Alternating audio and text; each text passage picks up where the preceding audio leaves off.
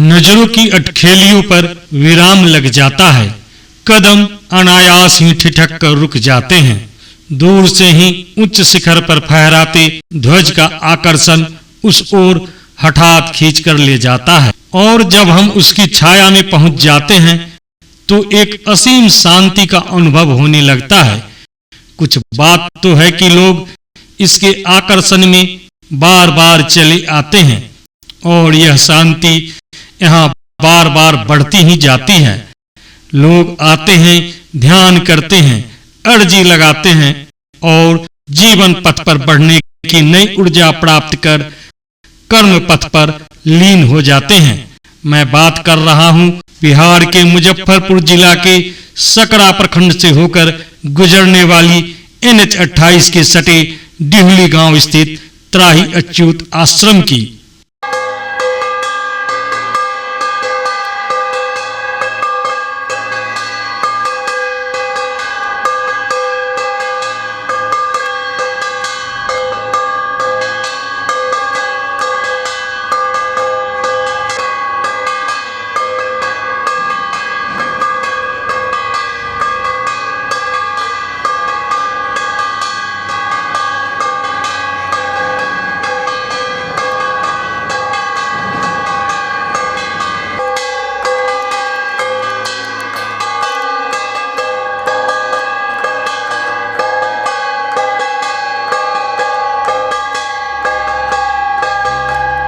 आश्रम के प्रांगण में भगवान जगन्नाथ मंदिर के ऊपर लहराता शिखर ध्वज यूं तो करीब 1 किलोमीटर दूर NH 28 स्थित निकटवर्ती पिपरी चौक से ही दिखाई पड़ने लगता है, लेकिन जब हम मंदिर परिसर में प्रवेश करते हैं तो दीवारों पर दक्षिण शैली में बनी कलाकृति उत्तर की इस भूमि पर एक अतिरिक्त आनंद प्रदान करती है।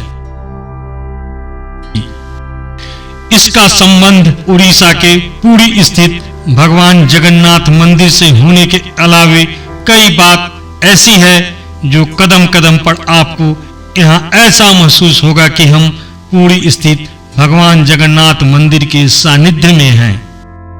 इस आश्रम में जब हम पहली बार दाखिल हुए तो मंदिर के सेवादार मीडिया से बात करने से साफ मना कर दिए। हमने जब इनसे कारण जानना चाहा तो इन्होंने अपनी नीतियों का हवाला देते हुए कहा कि हमारा आश्रम कर्म में विश्वास करता है, हम लोग प्रचार प्रसार में विश्वास नहीं करते हैं। आश्रम की स्थापना का उद्देश्य भला के लिए है, प्रचार प्रसार की जरूरत व्यवसायी को पड़ता है, हमें नहीं। और इन्होंने कैमरा पर आने से साफ मना कर दिया। हालांकि इन्होंने आश्रम के संचालक महात्मा कपिल जी से मिलवाया। महात्मा कपिल जी बात करने के लिए तैयार हुए, लेकिन बिना कैमरा के कोई रिकॉर्डिंग नहीं। फिर भी हमें इनके मनोभाव को समझना जरूरी था, इसलिए हम उनकी बातों से करीब 2 घंटा तक रूबरू हुए। हमने भी अपनी व्यवस्था बताई। आखिर उनकी सदाशयता ने हमें छायांकन की अनुमति तो दे दी, लेकिन महापुरुष के निर्देश एवं आश्रम की नीतियों के कारण तत्काल कैमरा पर स्वयं आने से मना करते हुए आश्रम के पुराने ट्रस्टी मेंबर लाल बाबू जी से सहायता लेने को कहा। और फिर उत्तर बिहार का एकमात्र इकलौता भगवान जगन्नाथ मंदिर डिहुली में विराजमान भगवान जगन्नाथ, बलभद्र, सुभद्रा एवं सुदर्शन चक्र के दर्शन का सौभाग्य दर्शकों को पहली बार कैमरा पर दिखाने का अवसर न्यूज भारत टीवी को मिला। आज हम पहली बार मंदिर के गर्भगृह का तस्वीर दर्शकों को हम कैमरा पर दिखाएंगे।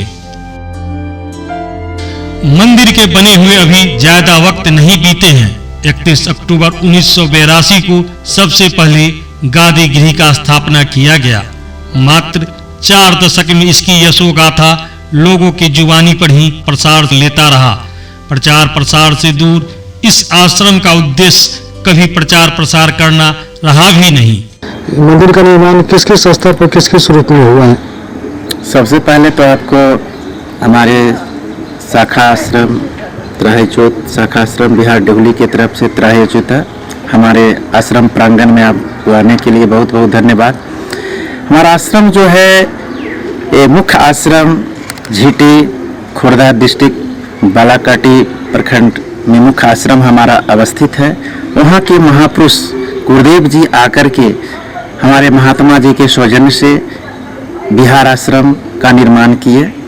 ये आश्रम हमारे यहाँ 31 अक्टूबर 1992 ईस्वी से प्रारंभ हुआ। यहाँ पर गुरुदेव आकर के बट गोस्वामी की स्थापना किए, एक गादी गृह का स्थापना किए, जहाँ पर प्रभु श्री जगन्नाथ बलभद्र सुभद्रा सुदर्शन जी का एक छोटा सा मूर्ति रखा गया। साल में 5 बार मंदिर प्रांगण में विशाल कार्यक्रम का आयोजन होता है। जन्माष्टमी, राधाष्टमी एवं वैशाख कृष्ण पक्ष में अष्ट प्रहरी जन्मोत्सव के अलावे 31 दिसंबर को स्थापना दिवस एवं फाल्गुन शुक्ल पक्ष में वार्षिक यज्ञ का आयोजन यहाँ बड़े ही धूमधाम से किया जाता है। यहाँ पर सारे पूजा पाठ नियम को बताया गया। यहाँ पर आश्रम के नजदीक आने वाले श्रद्धालुओं को एकादशी शुक्ल पक्ष और एकादशी कृष्ण पक्ष, साथ ही पूर्णिमा के दिन आकर के धूप दीप दिखा करके अपने मन में आने वाले विचारों को रखते थे और फिर महापुरुष के पास जाकर के वहाँ पर प्रश्न करते थे। प्रश्न का मतलब ये था कि अपनी समस्याओं को उनके सामने रखते थे और महापुरुष उनका निदान करते थे और निर्देश करते थे, और उस निर्देश को पालन करने के लिए इस आश्रम पर लोग एकादशी पूर्णिमा को आया करते थे। भगवान जगन्नाथ मंदिर के ठीक सामने यज्ञ मंडप बना हुआ है। दाहिनी ओर वट गोस्वामी एवं उसके ठीक सामने सभा मंडप है। यहाँ खास बात यह है कि आगंतुक भक्त लोग वट गोस्वामी के समीप रेत यानी बालू पर ही बैठकर ध्यान करते हैं और वट गोस्वामी की परिक्रमा करके अपने मन की बात को इष्ट देवता तक पहुंचाते हैं।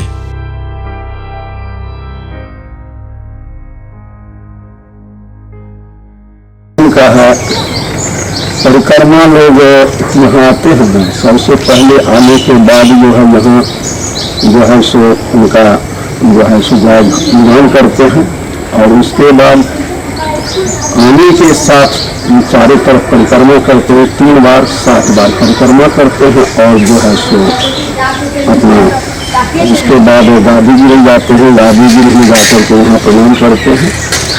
इसका बहुत बड़ा महत्व है।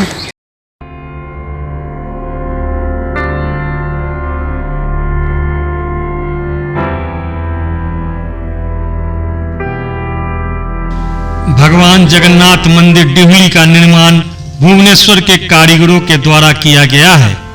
दक्षिण की शैली में बनी इस आधुनिक मंदिर में नक्काशी का काम बहुत ही खूबसूरती के साथ किया गया है।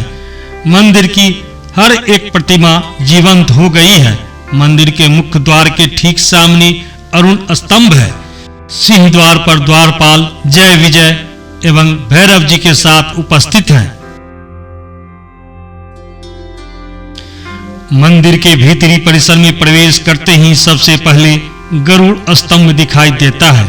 मंदिर के प्रथम खंड यानी प्रार्थना कक्ष में भगवान कृष्ण के जीवन से घटित घटनाओं का जीवंत चित्रण किया गया है।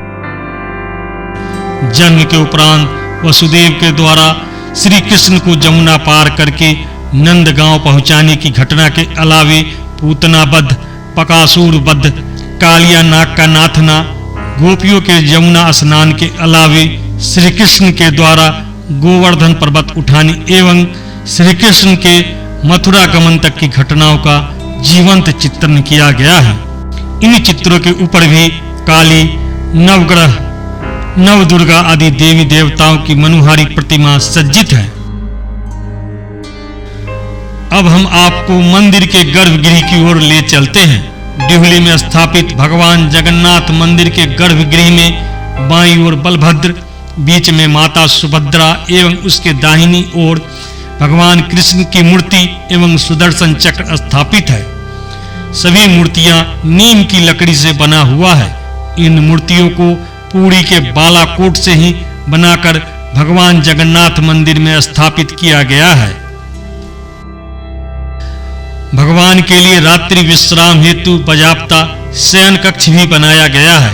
लाल रंग का चादर माता सुभद्रा, हरा वाला बलभद्र एवं पीला चादर से युक्त बिछावन भगवान कृष्ण के लिए रखा गया है। मंदिर में पूजा का विशेष विधान है और एक विशेष प्रकार का पकवान भक्तों के बीच प्रसाद के रूप में वितरित किया जाता है, जिसे दालमा कहा जाता है, जो मीठा खिचड़ी की तरह होता है। यहाँ हम मुख्य काम से आए थे, बचवा था उसको लेकर आए थे। उसको तो नहीं उतना फायदा हुआ, लेकिन हमरा अपना शरीर के बारे में बहुत फायदा हुआ। उसके बाद वो डेथ कर गया, तो उसके बाद आ रहे थे तो हम बहुत हार्ट अटैक हो गया। फिर वहीं गए, मंदिर में गए, प्रवेश किए, महापुरुष की कृपा से महापुरुष स्थिति गम लिया। गम का मंदिर से निकलते निकलते इतना तक हमको ब्लाउज नहीं पहनने जाता था, ब्लाउज का बटन नहीं लगता था। आते आते हमको सब ठीक हो गया, थोड़ा खुशी समय। लड़का मेरा वो पहले स्टेटस विभाग में था, इसके बाद यहीं आते जाते रहे, करते रहे, ध्यान लगाते रहे। तो बोले कि बच्चा को लाल बत्ती मिलेगा, महापुरुष बोले कि लाल बत्ती मिलेगा। तो हम अपना चुपे रह गए, नहीं थे कि तो डीएसपी में हुआ। डीएसपी के बाद 9 महीना ट्रेनिंग किए, तब आ गया एसडीएम वाला, उन पर ज्वाइन अथी करके ज्वाइन मार के तब एसडीएम में गया पोस्ट। 1.5 महीना पर हबीस होता है, वही हबीस करने आते हैं। जैसे गुरुदेव बताए हुए हैं, वहाँ से निर्देश निकलता है जो है हबीस करने का, तो वही हबीस करने आए हैं। इसमें 24 घंटा यहाँ पे रहना पड़ता है और सुबह आते हैं हम लोग और कल सुबह जाते हैं। इसमें दिन में हम लोग मिश्री पानी लेते हैं, शाम में दलमा प्रसाद बनता है, रात में पूजा होता है, फिर सुबह में हम लोग पूजा करके चूड़ा घसा करके और उसके बाद हम लोग घर जाते हैं। यहाँ का जो कोई विशेष महत्व है, ऐसा कुछ घटना? हाँ, यहाँ मतलब गुरुदेव के यहाँ जाते हैं, यहाँ ब्रांच या इसका मेन वहाँ उड़ीसा में आश्रम है, वहाँ पे गुरुदेव हैं, वहीं जो निर्देश देते हैं वही पूजा हम लोग यहाँ आके करते हैं। ऐसा कोई अनुभव कि आज भगवान का बहुत कृपा हम मुझ पर हुआ? बहुत बहुत हमको तो बहुत कृपा हुआ। कोई घटना ऐसा आपको? हाँ, हमको साथ है तो बहुत घटना। नौकरी छूट गया तो नौकरी उनको हुआ, हमको सब बाल बच्चा को यहीं से गुरुदेवे हमको दिए हैं, नौकरी दिए हैं। बहुत बहुत अच्छा किया है। बहुत बीमारी डॉक्टर के यहाँ से भी कम है, यहाँ खर्च डॉक्टर के यहाँ हम लोग कम जाते हैं। क्या कार्यक्रम आपका? कार्यक्रम है यहाँ का, आकर हम लोग माने झाड़ू बहारू जो यहाँ का आश्रम का काम है वो करते हैं, फास्टिंग रहते हैं, एक बार शरबत लेते हैं यहाँ पर और सांझ में जो है सो फिर प्रसादी बनता है, भात और दलमा। यहाँ भगवान को गोष्ठी है, यहाँ पर सब लोग रहते हैं, सामूहिक पूजा होता है। हमारे आश्रम का गादी है, महापुरुष का एक चक्र है। एक चक्र जो है एकादशी और पूर्णिमा को चारों तरफ जो है आश्रम के परिसर में घुमाया जाता है। फिर एकादशी पे हमारा रास मंडप है, उस पे रख करके वहां पर पूजा किया जाता है, जो महापुरुष के द्वारा लिखा गया अष्टगुजरी है, जिसका स्वर है भागवत विनोदिया ठाकुर भक्त बत्सल हरि भक्तन का पाई कले बर दस मूर्ति धरी। ये अष्टगुजरी यानी 8 इसका पैराग्राफ है, उसका स्वर उच्चारण करते हैं।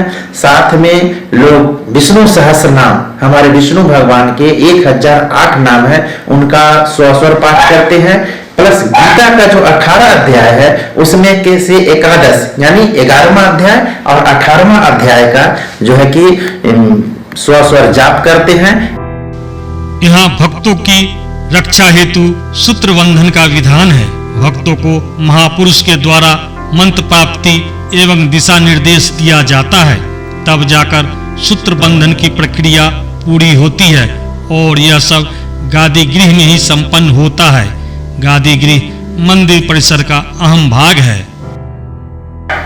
ये हमारा आश्रम का जो है गादी गृह है, यहाँ पर सूत्र बंधन होता है। जो व्यक्ति को महापुरुष के द्वारा मंत्र प्राप्त होते हैं उनको 30 दिन के लिए, जिनका घर 60 किलोमीटर के अंदर होता है, वो 30 दिन पर आकर के अपना सूत्र बंधन कराते हैं।